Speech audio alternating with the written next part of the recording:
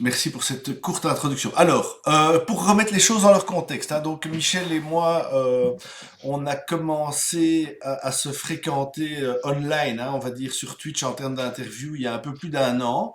On en est, je pense, c'est notre 5e live ensemble. On a fait un premier live général sur les communs, puis un deuxième qui parlait plutôt de communs et de crise environnementale. Et puis on s'est dit, donc Michel a deux passions. La première, ben, on ne la présente plus, c'est la décentralisation, les communs et autres. Et il y a aussi la méta-histoire. Hein, donc on a commencé un peu à y toucher, on va continuer là-dedans. Et on s'est dit, tiens, euh, est-ce qu'on ferait pas une série d'interviews pour documenter un peu les communs à travers la méta-histoire, à travers la grande histoire. Donc ça, c'est l'enveloppe de base pour laquelle on se voit tous les jours un peu. Tout ça est transcrit automatiquement et donc je n'ai pas encore eu l'occasion de le montrer à Michel, mais on a, je ne sais plus si c'est entre 70 et 110 pages de transcripts qui se génèrent. Et donc, l'idée, c'est vraiment de progressivement documenter tout ça, d'essayer de structurer. Donc, Michel fait déjà un travail exemplaire avec la P2P Foundation. Donc, mon but à moi, ce n'était pas de refaire ce qu'il a déjà fait avec 15 années de retard. C'était plutôt de rajouter la touche Futuro, d'essayer de faire une synthèse peut-être moins académique, mais plus accessible aux tout venants. Enfin voilà, l'idée, Futur Média fait de la vulgarisation, et donc l'idée ici, c'était de vulgariser. C'est complètement expérimental, donc voilà, on ne sait pas très bien où on va, mais on y va. Et voilà, on a les moyens techniques de Futur Immédiat, la connaissance de Michel et l'angle savoureux de Tanguy avec son opinion et sa connaissance aussi, puisqu'il n'est pas... voilà. Donc ça, c'est pour l'introduction. N'hésitez pas, si vous prenez le train en marche plus tard, à me redemander, je vous l'expliquerai. Mais voilà. Alors, dans les épisodes précédents, comme ça vous le savez, Michel et moi avons réalisé une mind map qui structure un peu le monde des communs. Alors, je n'ai pas encore construit l'écran avec vos deux têtes dessus, donc je vais le faire en parallèle pendant qu'on discute. Salut Oulap. Mais donc voilà, on a créé une structure des communs avec les grandes règles, on va y revenir, et on a commencé à parler de la méta-histoire. Alors, la semaine passée, Michel, enfin la semaine passée, excuse-moi, c'était pas du tout la semaine passée, le mois passé, on avait L'année commencé... passée, l'année passée. C'est vrai, le L'année temps passée. file. On avait commencé avec tout ce qui est... Oh, merci Oulap, merci beaucoup, fort aimable. Ça fait vraiment plaisir, merci, merci. On avait commencé avec les chasseurs-cueilleurs et on s'était aventuré un tout petit peu dans l'air... Alors, attends, que je retrouve... Donc, on avait fait le Sylvestre, le Savane et le Glaciaire. On était arrivé dans l'estuaire et l'âge des rivières. Voilà, ça c'était plus ou moins. Alors, on n'est pas linéaire, donc si à un moment tu veux revenir à des choses du passé, n'hésite pas. Mais voilà, pour ceux qui avaient raté les épisodes précédents, on en était un peu arrivé là. Tanguy, peut-être un ou deux points à rajouter avant qu'on lance Michel sur ce qui s'est dit la semaine passée. Enfin, oh là, décidément, la dernière fois. Non, en fait, on avait. Non, ça me semble bien. En fait, j'étais intervenu en parlant un peu d'Emmanuel Todd, mais si ça revient, on en parlera un peu. Mais D'accord, d'accord. en fait, moi, je suis un peu l'histrion ici, donc je vais essayer de me faire discret pour D'accord, pas non, non, mais trop interrompre c'était Michel. juste que comme tu avais été témoin des derniers épisodes, je voulais voir si j'avais oublié de préciser quelque chose avant de redonner la parole à Michel pour qu'on continue à documenter tout ça. Très bien, non, ça va. Super. Bien, très Michel, bien. Écoute, euh, là, dans le chat, je mets 4 noms.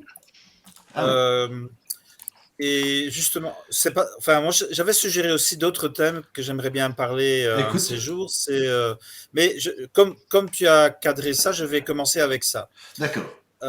Et je vais te parler de 4 personnes que j'ai pu lire ou écouter dans le passé qui sont assez intéressant à mon avis pour mettre de la lumière sur ce passage. Donc, c'est-à-dire le passage des chasseurs-cueilleurs, de l'horticulture vers vraiment ce qu'on appelle aujourd'hui la civilisation, donc des sociétés de classe avec l'écriture, des prêtres et des fonctions spécialisées, etc., etc.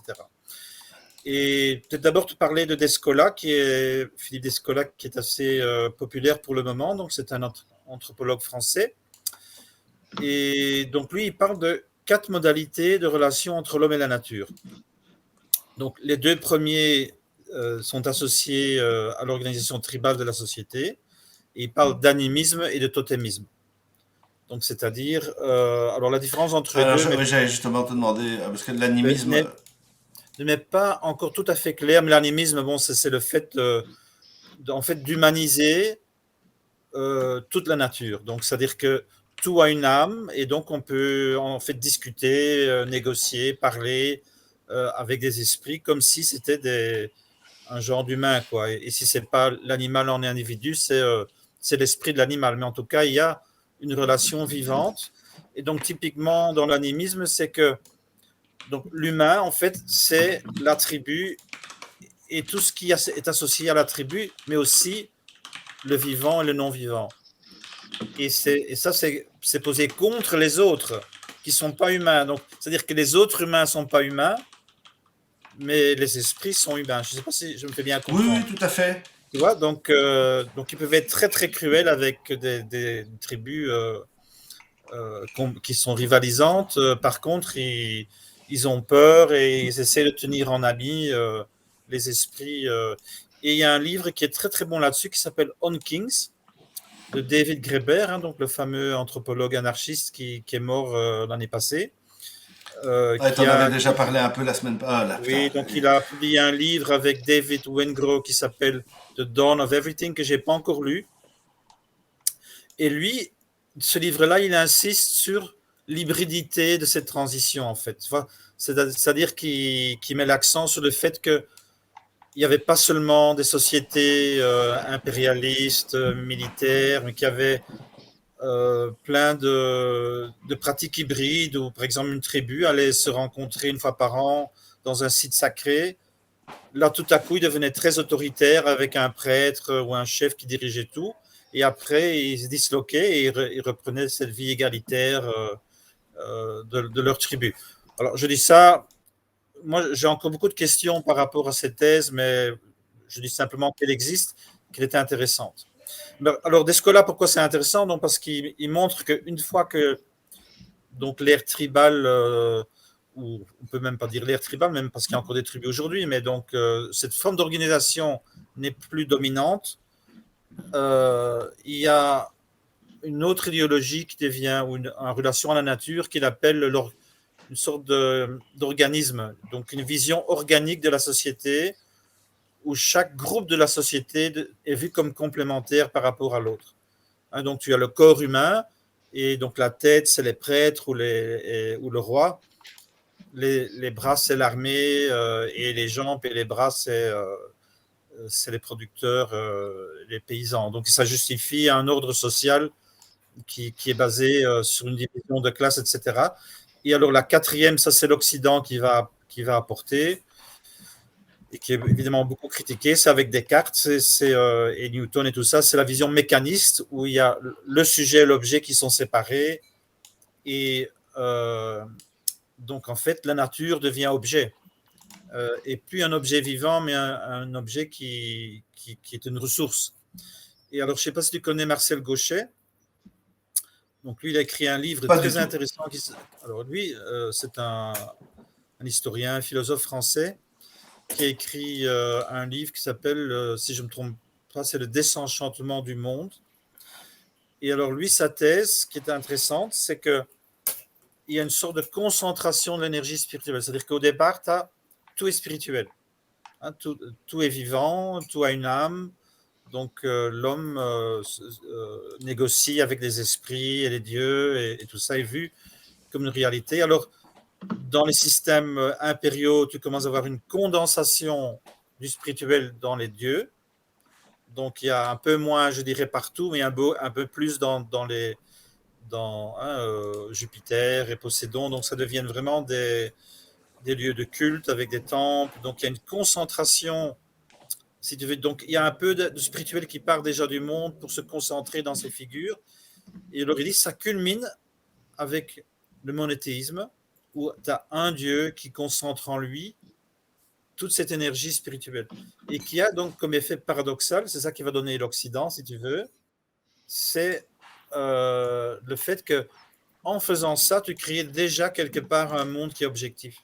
Parce que si toute l'énergie spirituelle se dirige vers un au-delà, vers un Dieu qui est un peu plus, on dirait un peu plus lointain ou séparé du monde, et dans le catholicisme, il y a vraiment cette division entre le temporel et le spirituel. Donc à ce moment-là, tu crées déjà les prémices d'un monde qui devient matérialiste. Et ça, c'est la thèse de Marcel Gauchet, qui est quand même une thèse intéressante, qui explique un peu ce qui va se passer en Occident dans ces termes-là. Bon, alors ça, c'était pour Descola. Donc Descola, tu as animisme, totémisme. Donc là, on va parler.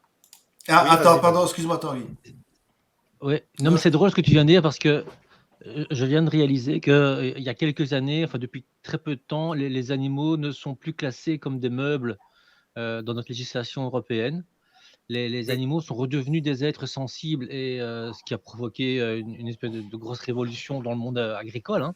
Et je trouve que c'est quand même un signe des temps qui se relie à ce que tu viens de dire, c'est que dans un temps primitif, tout est vivant, tout fait partie d'un tout, et donc les animaux sont aussi des entités. Et le monde occidental est arrivé à classer les animaux dans quelque chose d'utilitaire et de productiviste. Et là, tout d'un coup, il y a une espèce de volonté on va dire, du peuple de remettre le Oui. vivant au cœur du vivant, en fait, finalement. Oui, oui, et ça c'est très intéressant et je vais parler après de Keith Chandler, rappelle-moi parce que Oui, tout à fait, une mais réponse. j'ai les noms ici, et Oui, alors il y en a un autre mais je te le donnerai, je le mettrai dans le chat, mais tu en avais cité un autre en préalable de l'émission, donc je te relance. alors James Scott. Donc là, Descola. James Scott, c'est un livre qui s'appelle en français Homo Domesticus, que j'ai lu et qui est très très bon. Et lui, il a une thèse vraiment intéressante. Donc, Graeber, James Scott, tous deux, et David Wengrow, ils appartiennent à ce qu'on appelle l'école anarchiste de l'anthropologie. Et donc, ils sont en général contre l'État et critiquent l'État, etc., etc. Ce qui est intéressant dans la thèse de James Scott, donc, il étudie en fait la genèse de l'État et la genèse des civilisations mésopotamiennes, donc entre les rivières, hein, comme on avait dit, donc les civilisations riveraines. Hein, donc, il y a la glaciation, puis un réchauffement, et c'est ça, en fait, après ce réchauffement, 10-12 000 avant Jésus-Christ, qui crée les conditions pour une révolution agricole qui va mener à la sédentarisation, la société des classes, etc. Donc, on est là, hein, on est dans cette période-là, 5000 avant Jésus-Christ, 3000 avant Jésus-Christ, et à Sumer et Akkad et toutes ces sociétés qui commencent à émerger entre le Tigre et l'Euphrate. Et la thèse intéressante de James Scott, qui auparavant avait écrit un livre qui s'appelle Zumia, et qui en fait sur la Thaïlande où je vis, il a une thèse intéressante, c'est qu'il dit qu'il faut du grain ou du riz pour avoir la civilisation.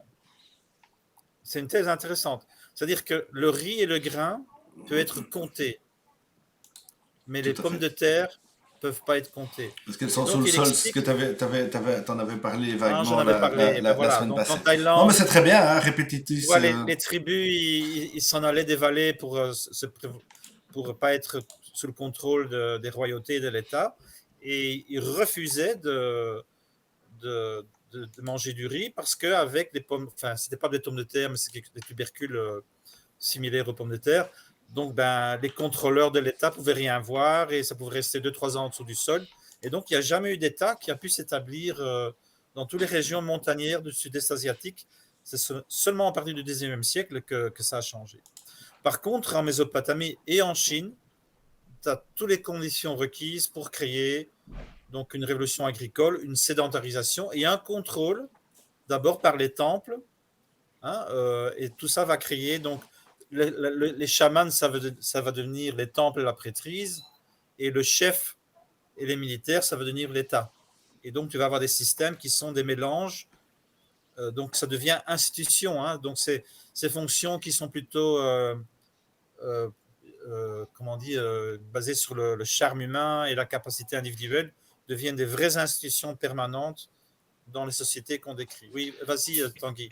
Non, je voulais dire qu'accessoirement, on invente un outil à l'époque qui est, oula, je perds ma chaise, un outil important qui est l'écriture quand même. Oui, Mine oui, de oui, rien, mais tu sais que on va pouvoir tracer tout ça maintenant du coup et encore une fois, si on veut faire des ponts entre les histoires, on est aussi aujourd'hui, depuis les années 80, 90, 90, en train de réinventer une nouvelle écriture aussi, qui est une nouvelle révolution dans l'histoire de l'humanité, qui est l'informatique et numérique. absolument. Et voilà, donc tu as en fait la comptabilité, l'écriture vient de la comptabilité. Donc il y a 1000 ans entre l'apparition des signes en Mésopotamie et le fait qu'ils vont employer ces signes pour quelque chose qui n'est pas compté. Donc au départ, c'est simplement dans les temples compter le riz qui rentre et le riz qui sort. Et l'État va prendre 20% de taxes et encore 10% parce que le riz il reste pas bon, hein, donc il y a toujours du riz. Et donc ils vont inventer en fait la monnaie à valeur descendante, hein, on pourra en parler une autre fois. Donc c'est-à-dire que la monnaie elle diminue En valeur. À l'heure. en valeur, pardon, parce que en fait le riz il reste pas bon.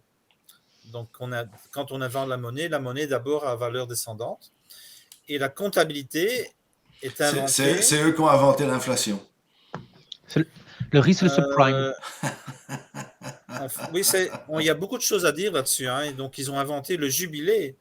Donc tous les 25 ans, tous les dettes étaient éliminées.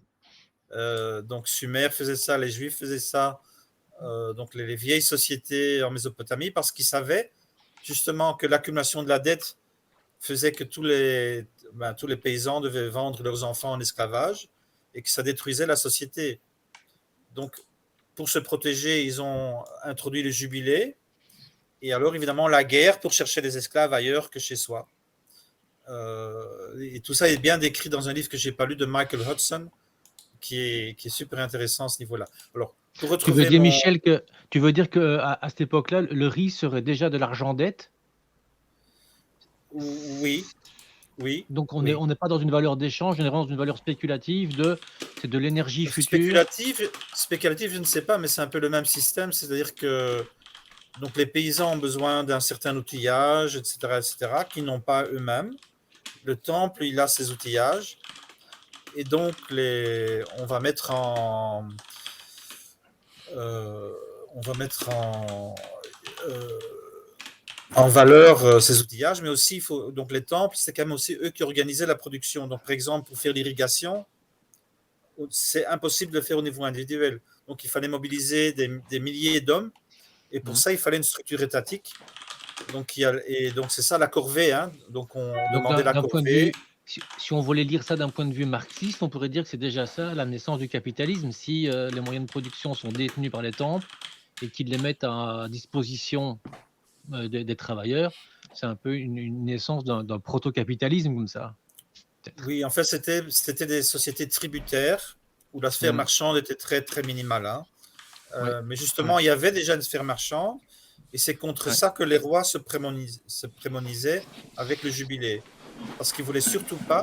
Donc, c'est-à-dire que dans une société qui est stable, tu ne peux pas avoir de l'argent à intérêt positif, parce que cet argent, dans une société qui est plus ou moins stable, doit venir de quelque part et ça vient des pauvres. Et donc, tu vas appauvrir ta propre société. Et c'est pour ça qu'ils avaient des monnaies à valeur descendante. Donc, ce qui se passe quand tu as une valeur à monnaie descendante, c'est que tu es obligé de la dépenser. Tu ne peux pas l'accumuler. Donc, ça réglemente un peu la capacité de la classe dirigeante de se détacher complètement de la société. Tu vois, et par exemple, même en Europe médiévale, donc l'usure, c'était pas l'usure, hein, l'usure, c'était l'intérêt tout court.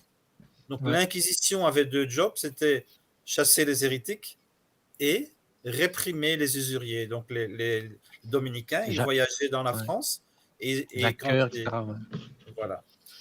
Donc ça existait justement au XIVe siècle en Europe.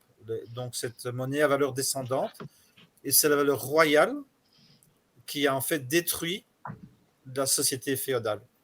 Donc c'est après la défaite des Albigeois que le roi franc, le français, a instauré l'argent royal à intérêt positif. Et selon Bernard Liétard, dans son livre sur l'histoire de la monnaie, c'est ça en fait qui a complètement déstructuré la société française et qui a fait rentrer la peste. Donc lui, il retourne l'argument, il dit que c'est la désintégration de société qui fait que leur système immunitaire capote et pas l'inverse. Tu vois ce que je veux dire? Enfin voilà, ça c'est un autre thème, hein, mais donc j'essaie de revenir à James Scott. Donc ça c'est intéressant à lire, l'Homo Domesticus, très, très facile à lire, très très intéressant. J'ai mis dans le chat un petit lien wiki sur les albigeois, donc on est en 1200 là plus ou moins. Oui, 13e siècle. Voilà. Ouais. Oui. Et alors on dit que le 4e siècle c'était la catastrophe. Tu vois, donc c'est au 4e siècle que la féodalité s'effondre en fait. La haute féodalité, donc celle qui a entre le 11e et le 13e siècle, tu as un doublement de la population en Europe et un triplement en Europe de l'Ouest. Et tu as la renaissance des villes. Et tu as en Occitan, donc dans le sud de la France, tu as la semaine des 5 jours. Il y a la journée de Dieu, dimanche, et la journée de la famille, le lundi, Blue Monday. Et ils avaient 125 jours de vacances tous les ans en plus. Donc c'était une sorte de haute, c'était une période. Et alors tu as les troubadours et tu as donc une culture assez égalitaire par rapport aux femmes, etc., etc. Et donc tout ça est détruit avec la défaite des Cathares. Oui, je me souviens l'année passée. Merci de me rappeler, Raphaël. Je me souviens maintenant, on avait parlé effectivement de la naissance de la classe bourgeoise à ce moment-là de l'histoire, qui était justement une espèce d'interface entre l'aristocratie qui allait péricliter et la réglementation des forces de travail, on va dire du peuple, pour faire simple, etc. Donc on avait parlé de ça effectivement. C'est comme ça que j'avais parlé d'Emmanuel Todd, qui lui était très intéressé par les systèmes familiaux et qui expliquait qu'en fonction des régions, l'organisation et la délégation du pouvoir se faisaient différemment. Et donc ça pouvait éventuellement influencer les lectures. J'ai lu ce bouquin, mais il y a une trentaine d'années. Et ce que je me rappelle de son bouquin, c'est qu'il montre que les régions qui votaient sociodémocrates ou chrétiens-démocrates étaient des régions avec des familles égalitaires, donc où tous les enfants recevaient la même chose, et que les régions qui votaient communistes ou fascistes étaient des régions de primogéniture où le mâle, l'enfant mâle le plus âgé recevait tout. C'est ce qu'il appelle les familles souches. Voilà, eux, ils étaient familiers avec l'idée de l'hierarchie, tandis que les régions égalitaires, ils trouvaient ça tout à fait intéressant. Todd, j'aime beaucoup aussi. Oui, en fait, Todd, c'est compliqué parce qu'il a quand même, si je me souviens bien, une quinzaine de classifications de familles, mais il en a quand même 3 grandes au niveau mondial, qui sont effectivement les nucléaires, les souches et les communautaires. Oui. Et c'est vrai que il repère, par exemple, qu'il y a des pays comme le Japon ou l'Allemagne. Corée, Japon, Corée, Allemagne. Voilà. Plutôt des familles autoritaires avec un héritier et éventuellement des structures familiales où il y a plusieurs générations dans la maison, alors qu'en France, c'est plutôt égalitaire, avec dès que les enfants peuvent partir, ils partent, etc. Donc c'est assez complexe, sans compter qu'il parle aussi d'exogamie et d'endogamie, donc c'est-à-dire qu'on peut se marier dans sa famille avec tous les problèmes que ça peut poser, mais aussi à l'extérieur. Et donc, tous ces systèmes font que, mine de rien, ça raconte. Alors, moi, c'est mon dada, c'est de faire la jonction entre ça et la psychanalyse. Ça crée un imaginaire qui fait qu'à un moment donné, des jeunes ou des adultes arrivent au pouvoir gorgés d'habitudes et de folklorisme presque. Tu vois, et donc, il disait. Et il disait, Todd, que même en France, par exemple, il y a 4 ou 5 systèmes familiaux qui cohabitent. Par exemple, le sud de la France est plutôt de type famille souche, alors que le nord de la France est plutôt de type égalitaire. Et donc aujourd'hui, quand on voit les tendances électorales, on se rend compte effectivement qu'il y a des valeurs qui sont défendues comme la nation, le territoire, le droit du sang, etc., de manière très différente sur un tout petit territoire finalement. Alors qu'en face, il y a des Allemands qui sont plutôt homogènes, avec des poches par-ci par-là de différence. Alors, il y a un paradoxe, justement, qui au niveau de l'égalitarisme est intéressant, c'est-à-dire que le problème qu'on peut avoir dans une société égalitaire, c'est un effritement total des terres. Et à un moment donné, il n'y a plus assez de terres. Et donc, c'est là que tu as des grandes guerres civiles comme au Rwanda, par exemple. Et alors, ça s'est passé en Europe au XIe siècle. Donc, par rapport à cette désintégration de l'Europe au IXe siècle, donc en fait, c'est du féodalisme pair à pair. Donc, le royaume de Charlemagne s'est effondré. Et tu as partout les barons avec leurs petites terres, avec des châteaux, qui vont se battre tout le temps avec les autres, mais aussi surexploiter leurs paysans. Et donc, l'Église va instaurer la primogéniture au XIe siècle. Pour Donc, ça veut éviter dire que c'est le ce fils, dérapage-là, quoi. le premier fils qui reçoit tout. Et du coup, ça pacifie les luttes à l'intérieur des familles. Et ça va créer un surplus qui va créer les croisades et une recrudescence de l'Église. Et Todd, par exemple, il dit qu'en Mongolie, c'est exactement ce qui s'est passé. Donc, des gens comme Genghis Khan sont des gens qui sont venus après la primogéniture. Donc, avec un énorme surplus de jeunes hommes qui avaient de l'énergie, qui voulaient de la terre. Et comme ils ne savent plus l'avoir à l'intérieur, il n'y a plus de partage, ils vont se lancer dans des luttes, ils vont conquérir l'extérieur. Et aujourd'hui, si on regarde bien, par exemple en Allemagne, on voit qu'il y a des célèbres. Alors si vous prenez Adidas, par exemple, les deux frères étaient héritiers, ils se sont engueulés. Si vous prenez les robinets Grohe, je ne sais pas si vous connaissez Grohe et Hans Grohe, donc il y avait un père qui s'appelait Grohe qui avait créé des robinets de luxe. Et quand les deux fils ont dû hériter, il ne devait y en avoir qu'un, comme c'est une famille de type souche. Oui. Ils se sont déchirés et donc il y en a un qui est parti avec la marque Grohe et l'autre qui s'appelait Hans qui a créé une autre marque qui s'appelait Hans Grohe. Donc c'est une espèce de révolution dans la famille souche. Donc Oui. tout ça est assez intéressant à observer et tout ça prend. Tu vois par exemple dans les Ottomans, donc il paraît que quand le sultan venait au pouvoir, il tuait toute sa famille. Donc il Exactement. tuait Ouais. tous Sympa. les mâles descendants. Et il Et- paraît, alors je ne sais pas si c'est vrai, mais j'ai lu cette anecdote. Donc Clovis, sur son lit de mort, aurait demandé, aurait dit, je vais un peu jouer là, hein, donc il dit, je suis désolé, j'ai tué tellement de gens de ma famille, je voudrais me racheter. Qui est-ce qui est encore vivant de ma famille que je puisse et alors ces gens ont levé le bras et les a tués avant de mourir. C'est un jugement de Salomon à l'envers. C'est ça. Et donc tout ça, c'était pour éviter des luttes. Hein. Et donc il y a un livre de Peter Turchin qui s'appelle Les cycles séculaires.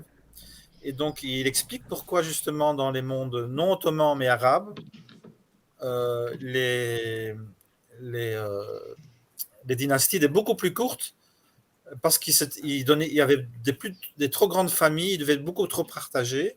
Et les Ottomans solutionnaient ça. Et les chrétiens, ils avaient donc l'interdit de se marier à l'intérieur avec les cousins jusqu'au 2e degré. Ouais, Tu ouais, vois, voilà. tout ça sont Alors que d'autres des... familles l'obligeaient. D'autres familles obligeaient, ça Oui, c'était drôle.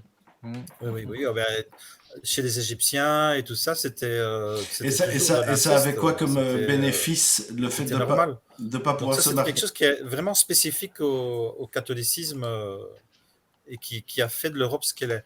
Alors, je voudrais encore mentionner un livre que j'ai trouvé très intéressant, qui est aussi sur cette transition donc du tribal vers les, donc les sociétés agricoles et sédentaires, donc les royautés et tout ça. Et donc ça, c'est Keith Chandler qui a écrit un livre qui s'appelle Beyond Civilization et qui n'est pas à confondre avec un autre livre du même titre de Daniel Quinn qui est aussi très connu. Donc Keith Chandler. Donc la thèse de Keith Chandler qui est très très intéressante, elle dit la chose suivante. Donc dans les sociétés tribales, on vit dans sa famille, on connaît tout le monde, tout le monde est familier. Donc disons qu'il n'y a pas de questionnement sur la tragédie de la vie. Il y a des esprits, etc. Par contre, une fois que tu as une société des classes et que tu as des gens qui vont devenir esclaves, domestiques, qu'il faut faire la corvée, qu'on va aller en la conquête et on doit quitter sa famille, etc., ou qu'on vit en ville avec des étrangers. Donc, il y a tout un sens de la vie qui est détruit. Et donc, c'est là que vont venir les grandes religions. Et donc, lui, il reconnaît 4 ères civilisationnelles qui vont prendre des décisions tout à fait différentes les uns par rapport aux autres. Alors c'est un peu schématique, mais je trouve que c'est quand même intéressant. Donc il dit il y a le nord, le sud, l'est et l'ouest. Donc en Occident, on va croire que d'abord il y a le chaos, et puis que le divin, donc Dieu, met de l'ordre dans le chaos. C'est le côté linéaire du truc. C'est ça. Et donc, ce qui se passe, donc, c'est qu'un croyant, qui soit chrétien, musulman ou juif, c'est quelqu'un qui doit mettre de l'ordre dans la société. Donc, il va avoir ce qu'on appelle un édénisme ou un adamisme, donc soit de se perfectionner soi-même, soit de se perfectionner la communauté, donc les monastères, pour préfigurer l'ordre divin. Et donc, l'Église catholique, ça va être une énorme force de mettre de l'ordre dans la société. Et ils vont se battre pendant des siècles contre l'aristocratie pour dire non, il faut se marier, il faut rester fidèle. Bon, ça ne va jamais tout à fait marcher, hein, mais c'est l'impulsion est là. C'est une impulsion de l'ordre. Et une orthodoxie, c'est-à-dire tout le monde doit croire la même chose.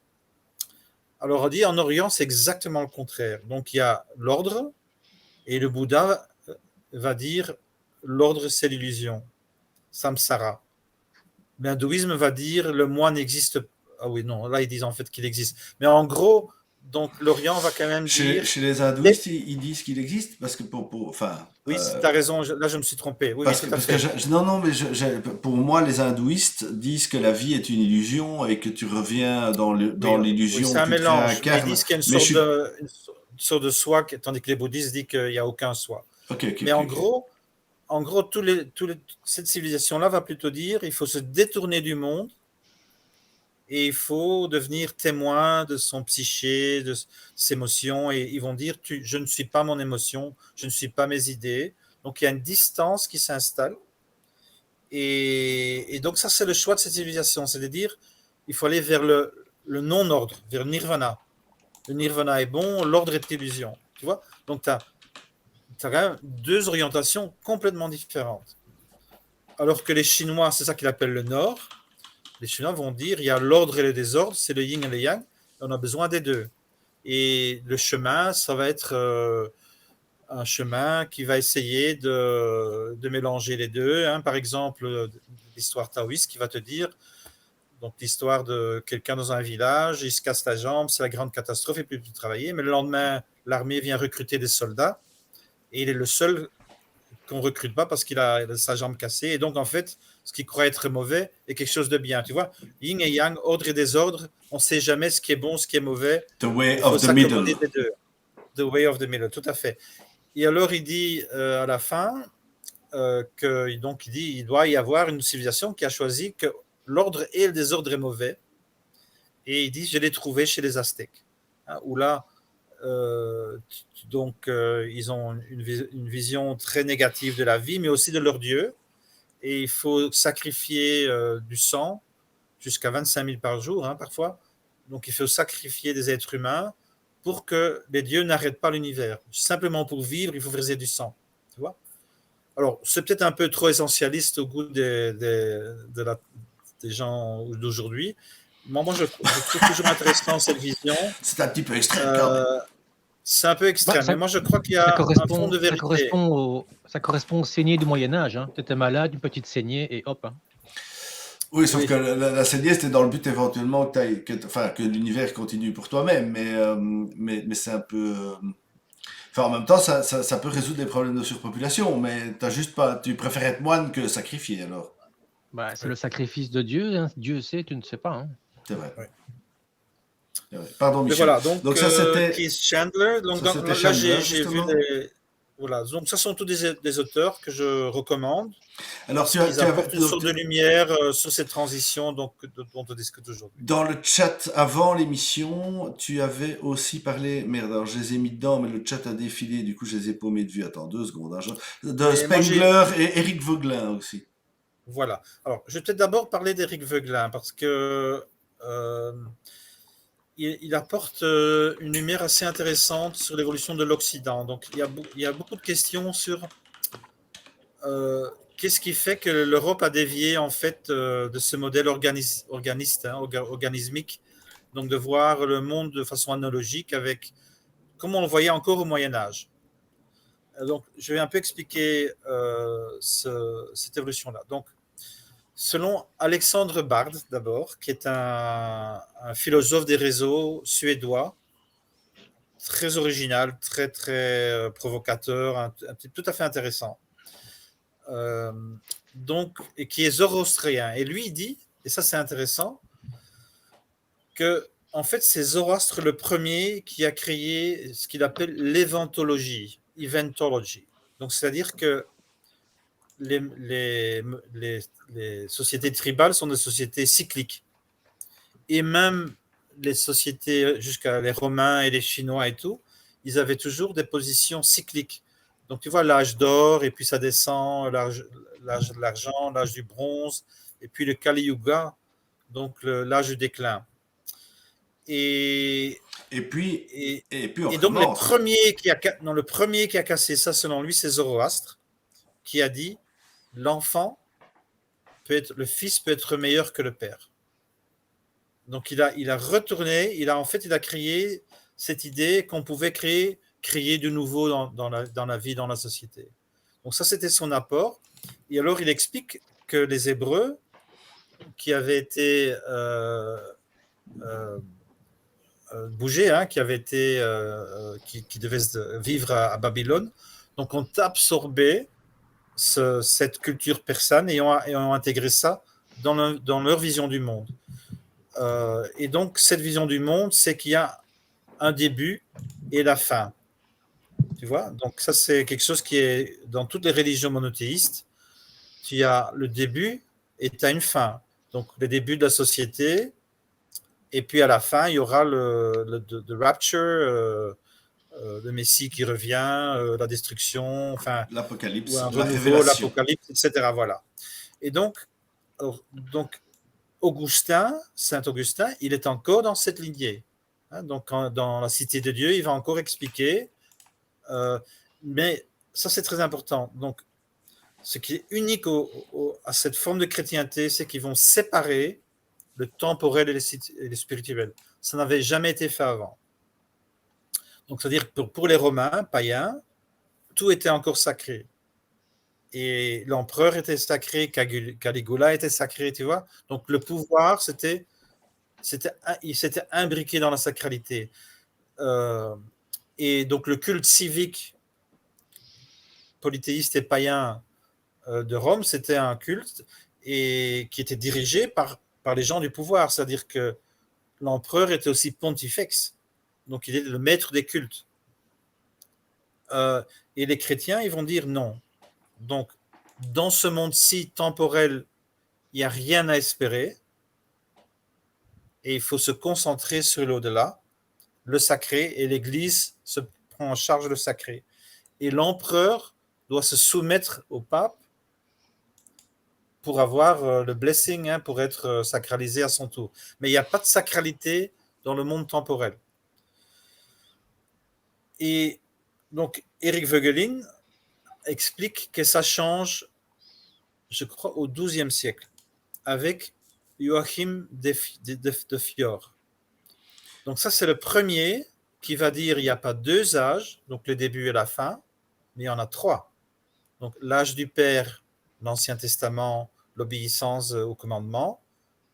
L'âge du Fils, le Christ, l'amour du prochain et la direction de l'Église. Et puis il prédit un troisième âge qui est l'âge des frères, l'âge de l'esprit. Et donc, Joachim de Fior, qui était un franciscain, si je ne me trompe pas, donc qui croyait que tout le monde allait avoir une vie consacrée et dans une vie communautaire et qu'on aurait un monde, en fait, un monde sacré sur Terre. C'est ça les grands changements. Donc, c'est-à-dire que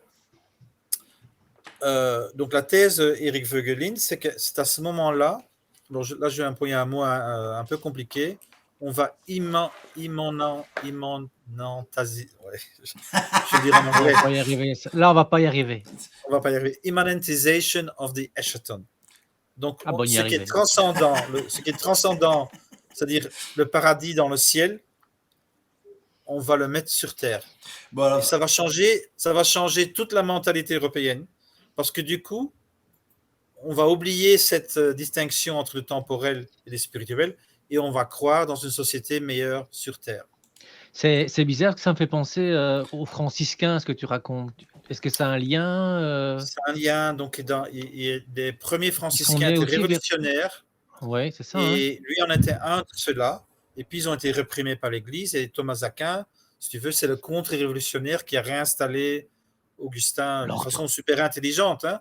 L'ordre. Mais tu vois, en fait, selon Voegelin, c'est ça qui a donné la réforme. C'est-à-dire que cette mentalité-là, ça crée un gnosticisme protestant. Et le gnostique, c'est des gens qui disent « je sais ». Et ils disent aussi, et c'est ça qui est dangereux, je sais qu'il y a le bien et le mal. Et le mal, c'est ceux qui ne savent pas. Tu vois? Et en fait, donc ça, c'est ça qui va mener aux guerres civiles religieuses en Occident, est-ce que vous entre l'Église m'entendez? catholique et les protestants qui vont se démoniser mutuellement, qui vont se croire qu'ils détiennent toute la vérité chacun de leur côté, et dont les puritains vont dire que l'Église, c'est l'agent de Satan et que ces gens-là ne peuvent pas avoir aucun pouvoir dans la société. Et n'oublions jamais que les pays anglo-saxons sont plutôt anglicans, protestants que catholiques. Hein. Je ne sais pas si c'est aussi tranché que ça, mais enfin, j'essaie de ne jamais oublier avec le présent ces espèces d'histoires qui rebondissent à tout travers à fait. les siècles. C'est là que je peux intégrer en fait une idée de Spengler qui est tout à fait intéressante aussi. Mais voilà. Donc je voulais juste dire ça parce que ça explique beaucoup. Est-ce que Donc, vous m'entendez? le marxisme. Oui, Là, on t'entend, je t'ai vu voilà. gesticuler. Non, mais c'est parce que j'ai des problèmes de son, donc désolé, mais parfois je vois que mon son disparaît dans le live et parfois il disparaît chez vous. Alors c'est trop tard que pour tout arrêter et reconfigurer, mais justement je voulais rebondir là-dessus déjà plusieurs fois, parce qu'on pourrait se dire tiens en quoi tout ce qui est dit là a à voir avec les communs, mais on est en train de faire cette jonction là maintenant, et donc c'est bien le fait que le narratif et donc la conception du monde, quelque part, elle vient générer un narratif. Ce narratif va créer des modèles sociaux, en fait. C'est la thèse qui est sous-tendue ici. Hein. C'est pas le modèle social qui génère le narratif, c'est le narratif qui génère le modèle social. Et donc, si on veut changer de monde aujourd'hui, on doit changer le narratif. C'est drôle que tu dises ça, Raphaël, parce que pendant que Michel parlait, je lisais un peu sur Voegelin, comme ça, et là, je lis qu'il dit « La crise de la modernité est une crise des idées, mais c'est surtout une crise du langage. » tu vois, quand tu parles, qu'est-ce qu'on raconte, tu vois, je pense que ça a un lien. C'est toi qui parlais que le mot innovation a remplacé le mot progrès. C'est toi, hein, Tanguy, qui disait ça? C'est qui disait ça? Peut-être, oui. Et que du coup... Mais il y a beaucoup à dire sur ces deux mots-là, hein, et sur l'usage politique de ces deux mots-là. Voilà, mais voilà, bref. Et donc effectivement, on voit que l'histoire génère un vocabulaire, que le vocabulaire génère... Enfin voilà, je trouve ça très intéressant. Michel, je te rends la parole. C'est vraiment le pouvoir des idées. Et en fait, tu vois, tout le travail de Graeber dans ce livre dont j'ai parlé au début, qui s'appelle On Kings, hein, sur les rois. Donc, il parle de cosmopolitique et donc il va à l'encontre un peu de ce qu'on appelle le matérialisme historique des marxistes qui disent que c'est les structures matérielles qui déterminent les pensées et les idées et que les idées servent à justifier une situation matérielle. Donc lui, il voit que dans toutes ces tribus qui sont relativement égalitaires dans la structure sociale, mais en fait leur imaginaire est entièrement vertical. C'est-à-dire que leur monde spirituel est tout à fait hiérarchique. Et ils sont soumis au pouvoir des esprits. Et tout ce qui leur arrive est interprété par rapport aux actions des esprits qui sont contents ou pas contents avec ce qu'ils ont fait. Et il y a des tabous. Et tu vois, et donc c'est très intéressant parce que il dit on doit revoir notre vision de l'histoire parce que ces esprits ont un énorme pouvoir sur l'homme. Et donc là, tu as Kojin Karatani, donc je vais en parler, c'est un marxiste japonais, mais tout à fait intéressant, qui a écrit un livre, The Structure of World History. Un marxiste japonais, carrément. Oui. Ça, c'est une promesse, quand même. Ça, c'est une promesse. Oui. Mais tu vois, il change son attention de la mode de production, qui est le truc classique des marxistes, vers ce qu'ils appellent les modes d'échange. Et son nouveau livre, qui n'est pas encore sorti, mais j'attends avec impatience, ça va être Le pouvoir des esprits. Et il dit, les esprits, c'est ce qui te fait agir, c'est ce qui a le pouvoir de te faire agir. Et donc, il y a un esprit des systèmes tribaux, il y a un esprit des systèmes tributaires, civilisationnels, il y a un esprit du capitalisme, qui a été analysé par Marx avec ce qu'il appelle le fétichisme, la réification. Et lui, pour lui, il y a un esprit de ce qui va venir, et il est d'accord avec moi que ce qui va venir, c'est les communs. Donc, il appelle ça le New Associationism, et c'est très, très convergent avec mes idées sur les communs. De Donc, toute façon, enfin, allez, pour rejoindre un tout autre discours, hein, mais si tu regardes quelqu'un comme Jean Covici, qui lui explique qu'on arrive doucement à un palier structurel en termes de disponibilité d'énergie, et pour lui, il dit l'économie, c'est de la physique. Donc, si tu veux une unité d'économie, il faut brûler une unité d'énergie, et donc s'il n'y a plus assez d'énergie, il n'y a plus assez d'économie. Donc, lui, il dit on va arriver sur une décroissance structurelle. Si tu veux limiter la friction générée et la baisse de confort, il y a un moment où tu dois mutualiser. Donc, c'est voilà. quelque part. C'est ma thèse, hein. C'est qu'en fait, une mutualisation systématique, c'est la seule chose qui peut sauver l'humanité aujourd'hui.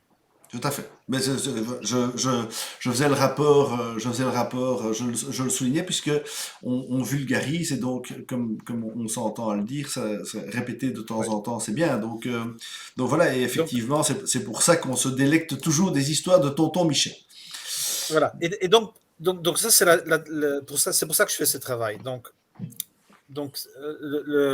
ce que par exemple Peter Turchin démontre dans Secular Cycles, c'est que jusqu'au début de l'industrie, donc toutes les sociétés agricoles, et ça inclut tout le néolithique, il y a des cycles d'extraction et de régénération.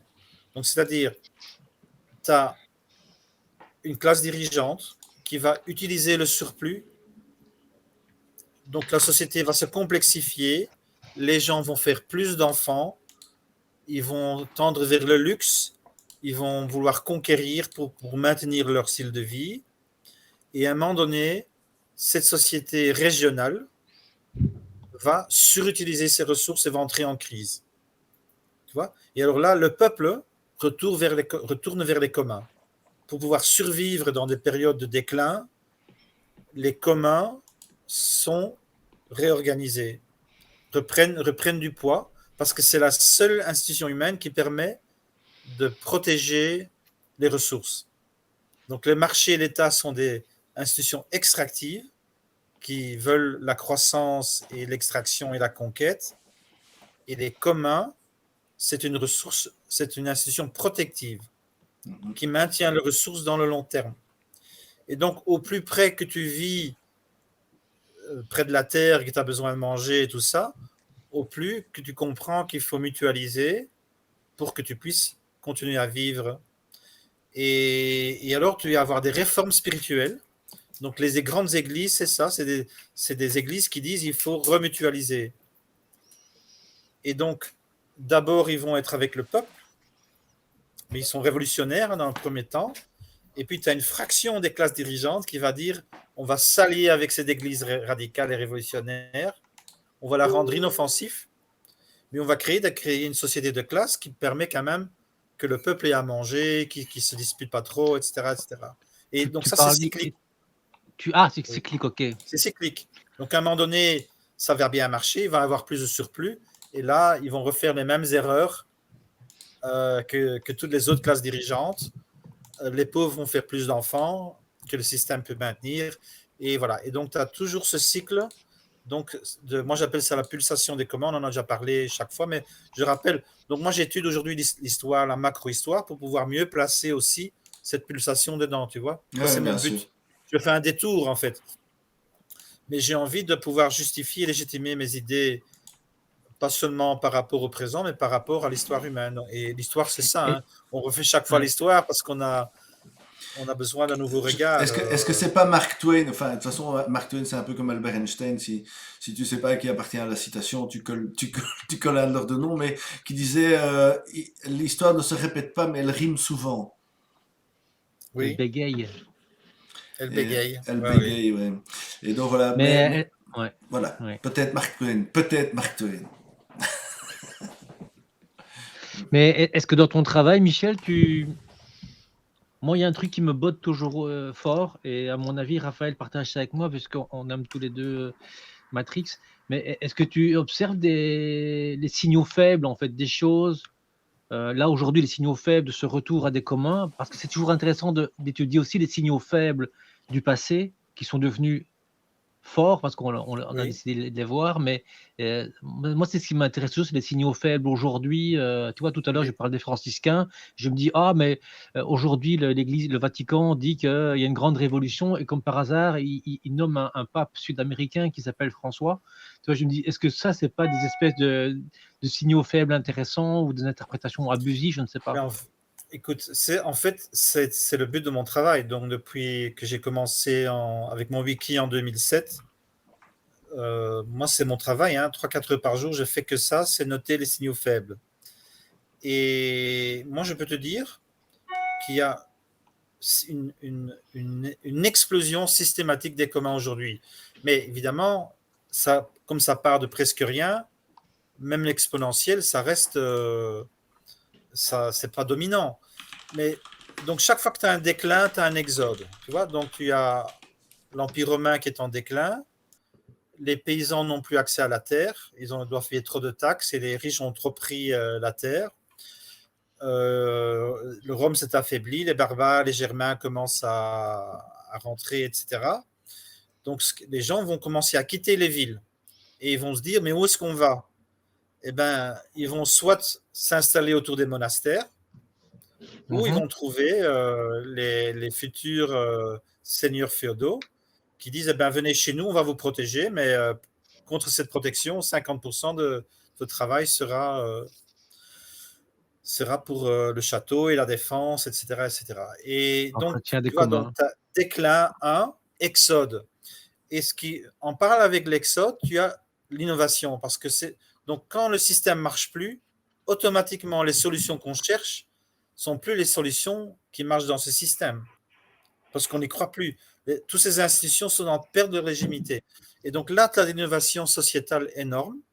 Et par exemple, quand tu regardes pour le capitalisme, tu vas voir qu'on invente le purgatoire, qui permet aux chrétiens de faire du commerce, parce qu'avant, ils ne pouvaient pas. On va inventer la comptabilité à double entrée, qui n'existait pas avant non plus. On va avoir l'imprimante qui permet de très rapidement faire circuler toute l'information. L'impression, l'imprimerie, pardon, pas l'impression, l'imprimerie. L'imprimante vient un peu Ah plus oui, oui, tard. pardon. Oui, pardon. Non, pas de souci, pas de souci. Oui, printing press en anglais. Pas de souci, je comprends bien. Mais tu vois, et donc ça sont tous des signaux faibles, si tu veux. Donc, c'est des petites innovations, des patterns nouveaux qui petit à petit vont se trouver. Par exemple, l'imprimerie, c'est des petites entreprises qui voyagent dans toute l'Europe. Donc, ils ont déjà fait une synthèse de l'idée d'entreprise indépendante. Ils vont traduire les nouveaux textes religieux, tu vois. Tout ça vient ensemble. C'est déjà une mini-synthèse, un sous-système qui est déjà plus féodal. Et petit à Agile. petit, voilà. Et petit à petit, ce système va créer un contre-système et c'est ça que la gauche souvent ne comprend pas, qui au départ va en fait sauver le vieux système. Donc le capitalisme va soutenir les rois, va soutenir la royauté, donc ne va pas tout de suite abolir le système. Au contraire, ils vont donner 2-3 ans supplémentaires au système avant que tu as les grandes révolutions du XVIIIe siècle, mais pas avant. Tu vois? Et moi, je crois qu'avec les communs, je vois une vision similaire. C'est qu'aujourd'hui, donc on est dans l'exode, donc le salariat est en train d'imploser. On va dans le précariat. Le précariat, pour survivre, a besoin des réseaux et va créer plein de communs et de solidarité dans les réseaux. Et si tu ne le fais pas, tu ne tiens pas. Et les gens des villes, ils vont faire des communs urbains. Donc, il y a eu entre 2008 et 2016 un décuplé x10, c'est bien le bon mot, décuplé. Oui, c'est ça. Donc, il y a 10 fois plus de communs urbains entre 2008 et 2006. J'ai compté ça en Caen, donc j'ai fait l'étude moi-même. Et puis j'ai trouvé des études pour la Flandre, pour la Belgique, pour la Hollande, pour la Catalogne. C'est partout la même chose. Donc il y a une vraie explosion. Alors c'est encore que 2-3% de la population, hein. Mais tu veux prendre les communs de la connaissance, c'est pareil, c'est exponentiel. Jusqu'au point où il y a une étude américaine de 2011 qui avait calculé que déjà 17 millions d'Américains travaillaient dans une économie qui dépendait des biens communs. Par exemple, tu vas être étonné, mais c'est la géolocation. Si la NASA n'avait pas mis en commun toutes les données des géolocations, il n'y aurait pas d'industrie de la géolocation. Tu vois ce que je veux dire? Donc, de plus en plus, le capitalisme... aussi. Oui, mais eux, ils ont utilisé ça. Google ne peut pas exister sans l'open source. Facebook ne peut pas exister sans l'open source. Et la NASA a une culture open source, en tout cas avec les entreprises américaines depuis toujours. Et donc, ma thèse, c'est qu'on a... Non, je voulais juste dire pour ceux du public qui ne sont pas au courant, mais donc la NASA, en tant qu'entreprise publique américaine, a toujours redonné au domaine public des entreprises américaines, pas à l'international, mais pour les entreprises américaines, l'ensemble des innovations. Et donc le téflon, par exemple, les radars, la géolocalisation, sont des retours de l'investissement de l'État américain vers les entreprises. Voilà.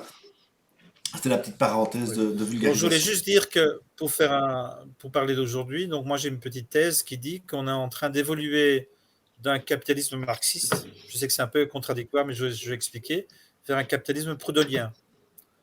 Donc au XIXe siècle, il y avait un grand débat entre Marx et Proudhon. Tu as bien dit proudhonien? Oui, mais j'utilise ça d'une façon ironique. Mais tu vas oui, c'est parce que c'est juste pour informer le chat que Proudhon est un philosophe qui a dit une célèbre phrase, la propriété c'est le vol. Il faudrait commenter cette phrase, qui est une phrase prise hors contexte, est un peu trop agressive et qui veut dire des choses plus sous-jacentes. Mais voilà, c'était Proudhon. Ok, très bien. Et alors, donc passage de capitalisme marxiste. Voilà. Il y avait un grand débat au XIXe siècle, d'où vient la valeur. Donc les marxistes, ils disaient, la valeur vient du surplus qui est extrait du travail humain. C'est ce qu'on appelle the labor theory of value, qui n'était pas marxiste au départ. Smith, Ricardo étaient du même avis. Donc il y a toute cette lignée qui dit que la valeur ne peut que venir du travail humain. Et donc l'exploitation du travail. Mais Proudhon, il disait, non, c'est pas ça. Le surplus, il vient de la coopération humaine. C'est-à-dire, tu as 100 artisans, tu les mets ensemble dans une usine, cette usine va être beaucoup plus productive que si tous ces artisans travaillent séparément. Et donc, il disait, lui, mais il a perdu le débat à l'époque, contre Marx, contre Marx. Le surplus, donc ce surplus venait de la coopération humaine. Or, aujourd'hui, qu'est-ce que tu vois? D'où vient l'argent? Quelles sont les entreprises dominantes? C'est Google, c'est Facebook, c'est Amazon. Ce sont toutes des entreprises qui exploitent le commun et la distribution. C'est-à-dire que Google sait mettre en commun la connaissance. Ils contrôlent les flux, mais ils ont mis en commun... La plateforme, c'est le vol. Uber, Airbnb, ils produisent plus. Mais oui. Tu vois? Et donc, en fait, c'est un capitalisme proudhonien. Donc, qui exploite directement la coopération humaine. Donc, on est donc dans une première phase, ces changements, ces patterns vont être utilisés en fait par les forces dominantes ou par une classe particulière et en fait, paradoxalement, renforcent le capitalisme. Mais en même temps, ils investissent dans ce changement de structure aussi. Tu vois, c'est ça qui est intéressant. Donc, ils créent aussi des mentalités, des cultures qui vont avec cette coopération. Et tout le paradoxe est là. Et donc, on pourrait dire que dans le capitalisme, donc, on monopolise les moyens de production et que dans le capitalisme cognitif, on monopolise les données. On monopolise la connaissance et c'est ça qu'ils essayent de faire. Oui, l'information, qui sont les clients, qui sont les fournisseurs, comment voilà, on optimise, donc ils contrôlent le système, la transaction. En fait, ils possèdent plus les biens, mais ils possèdent l'optimisation des flux, les informations. Alors pour l'anecdote, mais je ne connais pas les détails, mais j'ai un ami qui m'a raconté ça. Donc, il paraît qu'en Chine, il y a toute une province qui est passée vers un système proudhonien. Il faut que je fasse mes recherches, mais ils ont appliqué les idées de Proudhon sur la banque universelle et ils sont en train de l'appliquer dans toute cette province. Et ça veut dire que tous les Chinois qui habitent dans cette province ont la capacité d'avoir des prêts pour créer des entreprises. Donc, c'est l'argent pour tous, pas uniquement pour le capital privé. Tu vois ce que je veux dire? Tout à fait. Mais il faut que Ce je, sont il faut des que je gens fasse mes de, recherches. Ça m'intéresse. ce sont Mais ce sont des formes de phalanstères, tu penses, ou de kolkhozes, non, sovkhozes, c'est une sorte ou de capitalisme distribué plutôt, je crois. Mais ceci dit, en Chine, il y a des systèmes coopératifs qui ah oui. sont puissants dans certaines provinces. Donc, il y a des différences entre les provinces. Et je ne sais pas si tu connais le système chinois. Donc, c'est un système d'expérimentation permanente. Donc, Ouais. par exemple, quand il y a eu les makerspace, rien qu'à Shanghai, ils ont créé 400 makerspace. Et ils ont laissé faire. Et puis, après 5 ans, ils ont regardé qu'est-ce qui marche, qu'est-ce qui ne marche pas. Et alors, tout ce qui ne marche pas, ils ferment le robinet et ils retiennent les 2-3 modèles qui marchent et ils poussent ça dans tout le pays. Donc ça, c'est un modèle qui est souvent appliqué. Ça a un nom, mais j'ai oublié le nom. Mais c'est une des raisons que ça marche tellement bien en Chine au niveau économique, c'est cette méthode d'innovation permanente.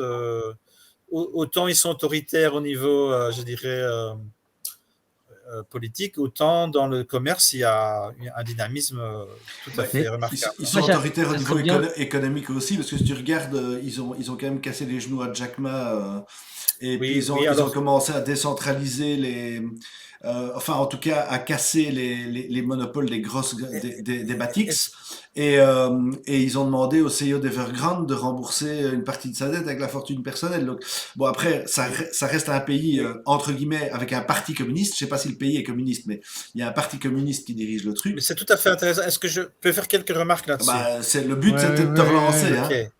Alors, donc, si vous vous rappelez, donc Staline, enfin, il y a la révolution russe.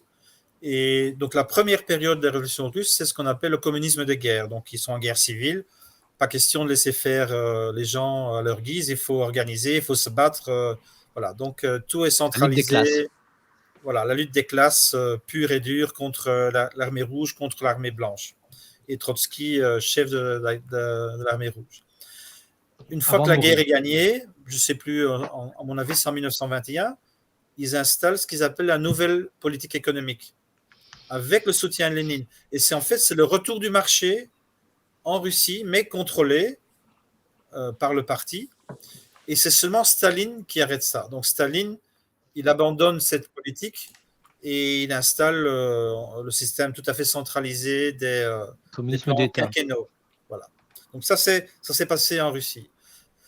Eh ben, les Chinois, en fait, ils nous ont fait la même chose. Les Chinois ont fait d'abord leur révolution, et donc d'abord, c'était un système planifié.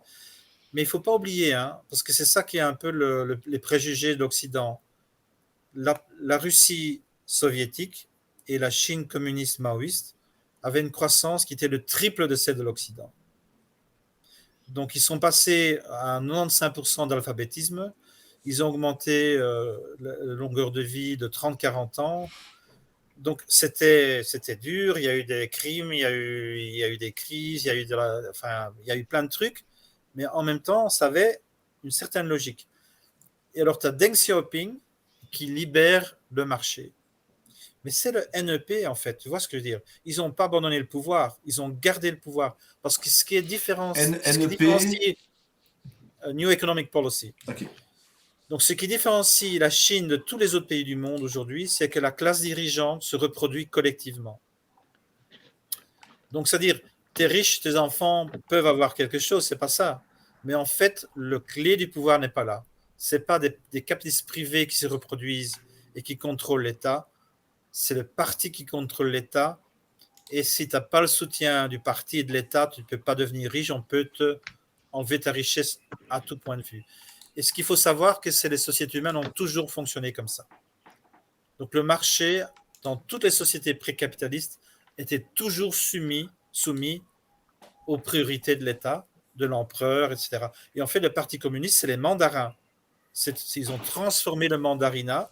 Ce sont des mandarins. C'est une classe collective. Et là, ils ont repris le contrôle sur cette économie sauvage. Et donc, ils en reviennent à un contrôle beaucoup plus strict avec 2 priorités. C'est ça qui est très intéressant. C'est Common Prosperity. Donc, ils veulent abolir toute pauvreté dans 10 ou 15 ans. Et dans chaque village, ils ont envoyé 4 membres du Parti communiste pour faire en sorte qu'il n'y a plus aucun pauvre dans ce village dans 5 ou 10 ans. Et deuxième priorité, c'est la civilisation écologique. C'est ce que Mao voulait faire avec un bol de riz pour tout le monde. Hein. Ils reviennent aux fondamentaux. Hein. Voilà. Et attention, la civilisation écologique, donc il y a déjà des provinces en Chine qui ont des comptabilités biophysiques dont j'ai parlé dans mon rapport de 2018. C'est le seul pays au monde qui a ça. Et dans les accords internationaux, les Chinois ne demandent pas de l'argent, ils demandent toujours des ressources. Donc c'est déjà une civilisation biophysique. Tu vois ce que je veux dire? Donc qui ne regarde pas à l'argent qui est fictif, mais qui regarde tout de suite les flux thermodynamiques. Qu'est-ce qu'on a besoin pour manger? Qu'est-ce qu'on a besoin comme énergie? Et on va chercher ça partout où on peut. Et l'argent est un moyen, mais pas le but. Et alors évidemment, moi, j'aime pas le système autoritaire et totalitaire. Mais c'est un pays qui fait ce qui est nécessaire aujourd'hui, même s'ils le font d'une façon qu'on n'aime pas de le faire. Et en Occident, on n'arrive pas à le faire. Et ça c'est très grave. Est-ce Voilà, que je tu sais que penses, c'est Michel, controversé, mais c'est mon idée. est-ce que tu penses qu'on pourrait dire que la Chine essaye d'être moins jacobine? Non, C'est-à-dire là, de... je crois qu'ils essaient d'être plus jacobins, en fait, pour le moment. Hein. Alors, Donc, ils reprennent si vous pouvez pour expliquer, c'est quoi être jacobin plus ou moins, comme Disons que, ça. par exemple, en France, je crois que c'est une donnée française, il y a les Jacobins et les Girondins. Et donc, la vision jacobine, c'est un État centralisé. Alors, si tu prends le cas de la France, c'est Paris, tu vois, mais ça pourrait être Bruxelles dans une vision de Commission européenne. Tout est centralisé là, alors une vision plus girondine, ce qu'on appelle les Girondins, qui se trouvaient à la Révolution française dans un endroit du Parlement, si je me souviens bien, eux, ils voulaient plutôt que Paris lâche un peu du mou, du lest, et laisse un peu les régions, les provinces faire leur popote elles-mêmes, quoi, tu vois. Donc, c'est un peu, je résume très fort, mais c'est un peu Centralisation forte ou décentralisation. Je crois décentralisation, que la voilà. Chine est plutôt dans une phase de rejacobinisation, c'est-à-dire qu'avec Xi Jinping, il y a beaucoup plus de concentration du pouvoir et des décisions qu'avant. Oui. Alors, Pourtant, Alibaba, tout ça, c'est quand même laissé une part du pouvoir au privé, à l'initiative. Oui, mais ils ont emprisonné Jack Ma. Oui, et ils sont en Donc train ils de, reprennent le contrôle dessus. ils sont en train de donc- démonter en fait, ils autorisent la prise de puissance individuelle tant qu'elle ne met pas à risque le système central. Oui. C'est ça, hein. Mais en fait, Et à ce moment-là, ils attaquent très fort. Question de Oula Hop, est-ce qu'on peut consulter ce rapport de 2018, Michel? oui, je le mets dans le chat, c'est P2P Accounting for Planetary Survival. Et ce que j'aimerais encore dire, hein, parce qu'il y a un lien, donc il y a un intellectuel chinois qui est le conseiller de Xi Jinping, donc c'est vraiment le numéro 2 en termes d'influence dans le pays, mais j'ai oublié son nom, qui a lu Spengler. Ça, c'est très intéressant, ça fait un peu le pont avec Spengler. Et donc, il y a tout un côté idéologique et culturel, c'est-à-dire que la Chine est convaincue que l'Occident est complètement en déclin. Donc, je ne sais pas si tu es au courant, hein, mais Poutine a fait tout un discours sur le woke. Il dit que c'est la fin de l'Occident. C'est une auto-civilizational auto-immune disorder. Donc, l'Occident, c'est fini. Ils sont en train de s'effondrer complètement. Je suis d'accord avec eux. Hein. Et, Non, mais c'est le fait qu'il dit c'est une maladie auto-immune, woke, c'est une maladie auto-immune. Et cet intellectuel chinois dit exactement la même chose. Donc, c'est fini avec l'Amérique et capote. Il va y avoir la guerre civile. Et nous, si on le laisse faire, ça va être la même chose ici. Et c'est pour ça qu'ils reprennent le contrôle sur la culture. Donc, les jeux vidéo, les célébrités, ce qu'on peut faire et pas faire sur YouTube, tout ça, ça fait partie d'une reprise en main culturelle de la Chine aussi, contre la décadence occidentale. Donc il y a les deux côtés. Hein. Il y a le côté, on va dire, économique, donc reprendre le contrôle pour solutionner l'inégalité et la crise écologique. Et il y a ce côté culturel de reprise du contrôle d'une sorte d'idéologie. Des messages, quoi. Ouais. donc, ils sont en plein. C'est une sorte de contre-révolution, si tu veux. C'est un post-Deng Xiaoping, quoi. C'est vraiment une nouvelle ère qui a commencé en Chine depuis un an ou deux, où ils ont repris le contrôle de ces mécanismes économiques. Ok, ça c'est hyper intéressant. Et donc, dans les autres, donc ça c'était, il y avait d'autres, d'autres acteurs. On a fait le tour. On reprend parce que là on est parti un Et je peu voudrais sur les peut-être dire différents auteurs, mais moi, je voudrais dire quelque chose sur Spengler parce que j'ai fini le premier volume et donc c'est un peu frais dans ma tête. Si ça vous intéresse, je fais une petite explication pourquoi c'est important de lire Spengler. je t'en prie. Voilà. Alors, donc Spengler, je ne connais pas énormément sur sa vie. C'était un célibataire toute sa vie. Il vivait avec sa sœur. Un prof d'école, qui a une sorte de maladie, qui a reçu une petite truc de l'État et qui a pu se consacrer à l'écriture de son bouquin, qu'il avait fini juste avant la Première Guerre mondiale, mais qui est sorti juste après. Ça s'appelle Le déclin de l'Occident. Et ça a été un best-seller énorme en Europe entre les deux guerres. Et tout le monde a lu ce bouquin à l'époque, et tout le monde a réagi à son bouquin. Et tu peux faire une sorte de lignée. Donc, tu as Spengler, tu as Toynbee en Angleterre, qui a écrit The Study of History, et tu as Carroll Quigley aux États-Unis, qui a aussi écrit toute une histoire du mondial en réagissant à Spengler. Et puis, tu as même des gens, je ne sais pas si vous connaissez, Joseph Campbell, donc toutes ces études sur mythologie, c'est par rapport à Spengler. Et John Gebser sur les mutations de la conscience, c'est aussi réaction de Spengler. Donc, il a été très important et tout le monde a oublié, mais on est en train de le relire aujourd'hui. Alors, donc, quel est le point de vue de Spengler? Et c'est pourquoi il est très, très intéressant, à mon avis. Même si on peut être en désaccord, et je suis en désaccord avec beaucoup de choses, mais c'est super intéressant. Donc, il dit, en fait, on ne peut pas comparer les civilisations. Donc, chaque civilisation est un organisme, comme une fleur. Donc, il y a une naissance, une maturation, un vieillissement et une mort. Donc, 4 saisons, le printemps, l'été, l'automne et l'hiver. Et donc, il discute de 7 ères civilisationnelles, mais c'est là où il est intéressant. Donc, il dit, il ne faut pas comparer la Chine de 1800 à l'Europe de 1800. Non, non. Ce qu'il faut faire, c'est comparer l'hiver de l'Europe avec l'hiver de la Chine. Et le printemps de l'Europe avec le printemps de la Chine. Et donc, du coup, il arrive à des interprétations que je trouve vachement intéressantes et que moi, je n'avais jamais vues comme ça. Oui. Donc, je vais prendre l'exemple de l'Europe. Donc, alors, il rejette complètement la vision antiquité, médiévale, moderne. En fait, pour lui, c'est 3 civilisations. Donc, je vous explique. Donc, il y a la civilisation classique. Rome, Grèce, etc. Alors, pour lui, la vision de la Grèce, donc il dit toujours qu'il y a un symbole primaire. Il y a un symbole qui explique toute la logique de cette civilisation. Quelque chose qu'ils veulent, qui détermine leur vision du monde. Et ben, c'est le corps dans l'espace. Et il n'y a pas de futur, il n'y a pas passé. Donc, les Grecs et les Romains, l'histoire était circulaire. Et par exemple, la mathématique des Grecs, c'est euclidien, c'est des corps dans l'espace. Les temples, les sculptures, il n'y a jamais de paysage, il n'y a jamais de background. C'est des corps déconnectés de l'environnement. Quand ils font du théâtre, c'est toujours avec des masques parce qu'il n'y a pas de personne en fait. C'est un rôle. C'est plat.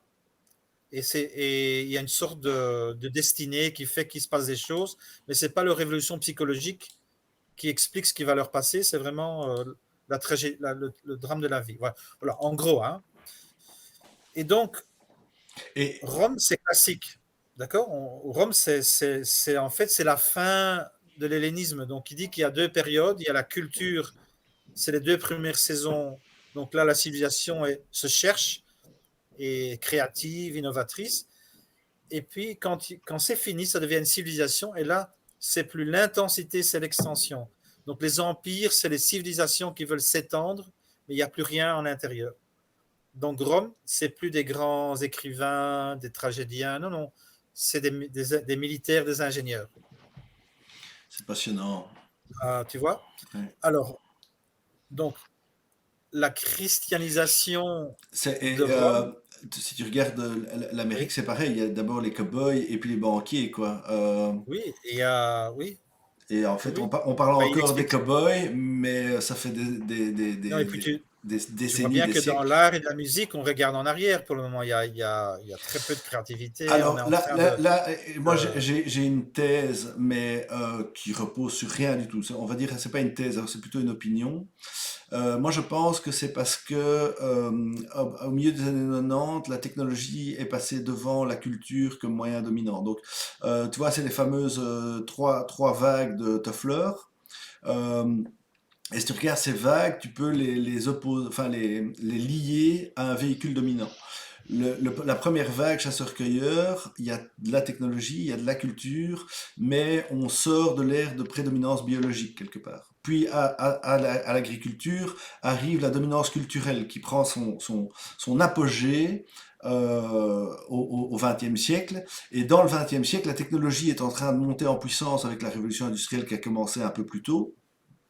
Et il y a ce basculement, et aujourd'hui la créativité, elle est dans la technologie.